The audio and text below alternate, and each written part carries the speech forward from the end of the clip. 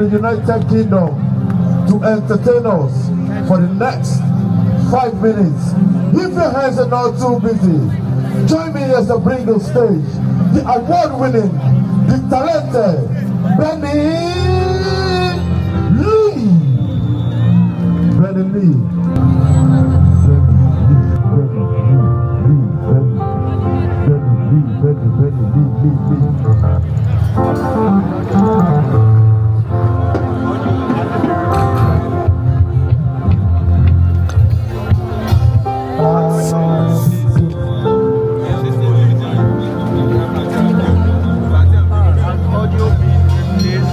Yeah, kábíyèsí o, mo júbà gbogbo kábíyèsí tó wà lórí ìjókòó, mo júbà Òjòyè aládé gbogbo, mo júbà Ifẹ̀ o, mo júbà gbogbo àgbáyé o.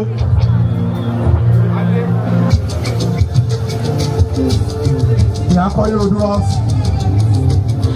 Yeah, Benny Lee.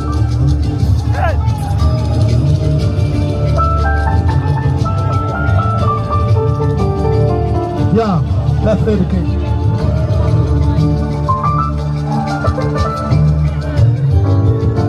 When the earth was without form, at the dawn of creation, before Christ and Muhammad,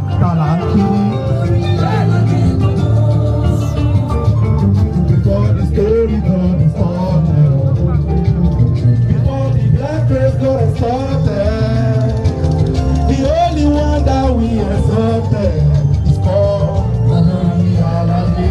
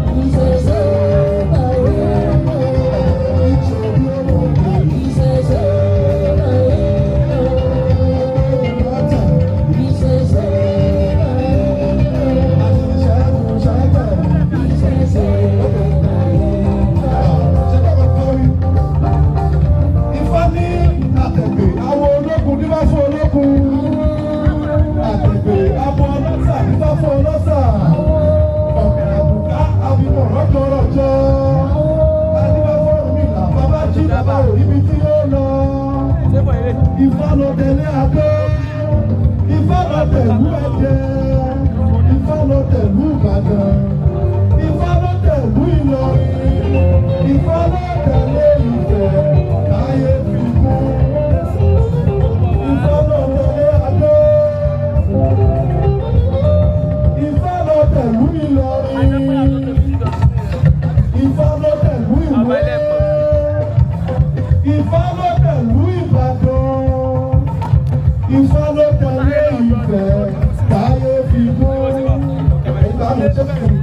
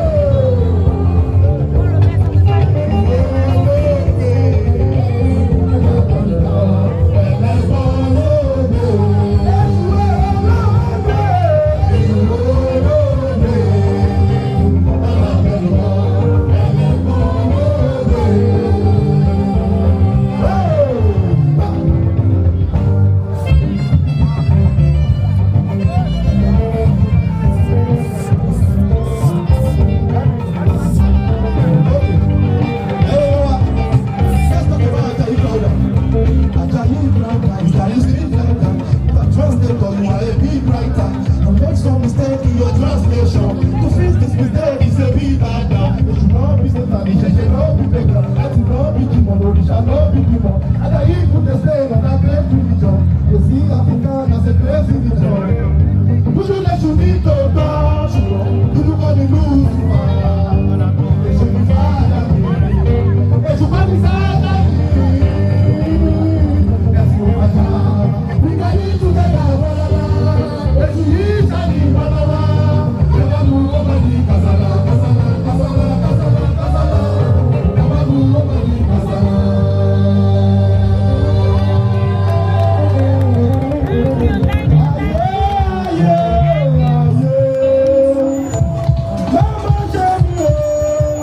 Ayé